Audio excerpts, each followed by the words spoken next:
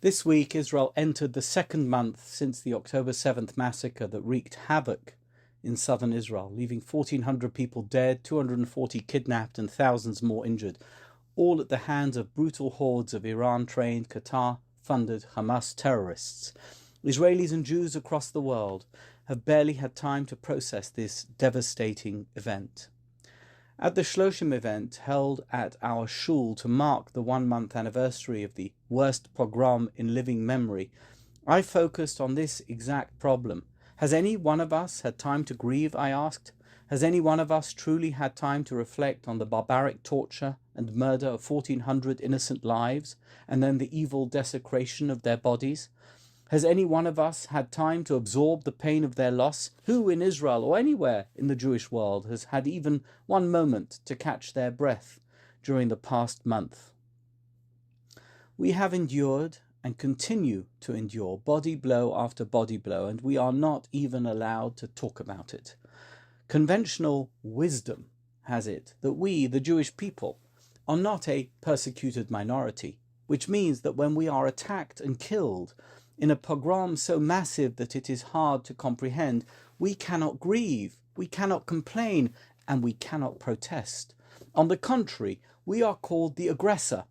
And by we, I don't mean Israel or Israelis, I mean Jews. Yes, all Jews in every country around the globe is guilty by association for being in pain at the loss of so many of our loved ones. Meanwhile, a mere month since the brazen incursion by Hamas, Israel and its people are navigating adversity so intense it is hard to fathom. The nation is in the midst of an escalating conflict in Gaza with no resolution in sight, and a climbing death toll of Israeli soldiers battling to take control of Gaza. Rocket barrages are the norm, and everyone is still in a state of shock from the haunting events of October 7th. Earlier this week, a Jerusalem Post article listed Israel's 5 most formidable challenges. Firstly, it appears that international diplomatic support is ebbing. In the immediate aftermath of the Hamas attack, global leaders were vocal in their solidarity with Israel. But as Israel's response has proceeded, first with airstrikes and more recently with the ground incursion into Gaza, Gazan civilian casualties have mounted and the chorus of international support has dimmed. Even steadfast supporters such as US President Joe Biden and Secretary of State Antony Blinken have called for humanitarian pauses, and other friends of Israel have gone further, calling for a ceasefire, notwithstanding Israel's rightful determination to root out Hamas from its doorstep. Secondly, anti-Semitism is surging with an almost unprecedented virulence. In the wake of Israel's justified response to the war started by Hamas, anti-Semitic incidents have soared dramatically, manifesting in both physical attacks and an alarming proliferation of online vitriol. Rallies against Israel are at fever pitch, and on college campuses the vitriol is at record levels. Jewish students are frightened to display their Jewish identity or affinity with Israel, and in neighborhoods across the world, Jews have removed their mezuzot from front doors so as not to reveal that they are Jewish. Thirdly, the spectre of collective trauma looms large. Studies indicate escalating PTSD diagnoses among Israeli children and a general decline in resilience across the population, all of which is exacerbated by the previous conflicts and ongoing rocket attacks, and of course the lingering pull of the pandemic. Hundreds of thousands of refugees have been displaced from their homes near the Gaza border and on the northern border, and the impact on family life and communities is devastating. Fourthly, an economic downturn threatens. Israel's economy is teetering on the brink of recession, exacerbated by the continued conflict and the mobilization of a vast swathe of the workforce into military service. No tourists are visiting, and all airlines besides for El Al have stopped flying to Israel. The impact, yet to be felt fully, is expected to be devastating. And lastly, but by far the most worrying of all, Israel finds itself enmeshed in a seemingly interminable war.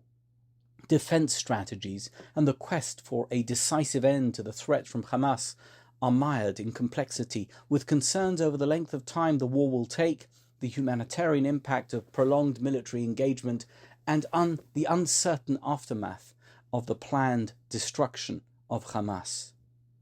As Israel confronts these challenges, the question that looms large is this: how will the nation navigate these multiple crises, all going on at once, and what will be the long-term impact on Israeli society and on the position of Jews across the globe?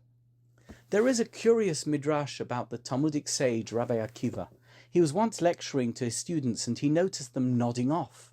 In an attempt to wake them up, he posed an intriguing question. Why did Queen Esther of Purim fame rule over 127 provinces? This rather odd inquiry piqued his students' curiosity, and they woke up. The answer, said Rabbi Akiva, no doubt with a twinkle in his eye, lies in the lifespan of our matriarch Sarah, as revealed to us in Parshat Chayei Sarah. Sarah lived for 127 years, and that was why Queen Esther ruled over 127 provinces. This strange Midrashic narrative raises various questions, not least of which is this one. Why specify that Rabbi Akiva's students were sleeping as an introduction to this homily? While it might offer solace to educators to know that classroom drowsiness is not a modern dilemma, it seems irrelevant to the homily itself. And what was it about Rabbi Akiva's inquiry that so captivated his audience? Perhaps the answer is that Rabbi Akiva lived and taught during the dreadful era after the destruction of the Second Jerusalem Temple, when the Jewish people were gripped by fear for the future, amidst some of the most challenging problems ever faced by the nation. It was a period marked not just by a physical lethargy, but by a profound spiritual exhaustion. They were all asleep. Esther, whose name signifies the divine concealment of Hester Panim, also lived at a time when God's presence was obscured, and yet she ascended to rule an empire, and her success is attributed by Rabbi Akiva to the enduring legacy of Sarah, whose spiritual fortitude safeguarded her descendants from oblivion. Rabbi Yitzchak Meir Alter, author of the seminal Chidushei Harim commentary, reveals that Rabbi Akiva's message to his pupils was one of hope and resilience. Despite the darkness of their days, they had nothing to fear, as they would be sustained by the enduring strength of their ancestors. They too possessed the potential for greatness, and this is precisely the message that we must carry with us at this very difficult moment. As descendants of spiritual giants, we have within us the tenacity to surmount the daunting challenges of our times, ensuring that the legacy of the past propels us forward towards future triumphs.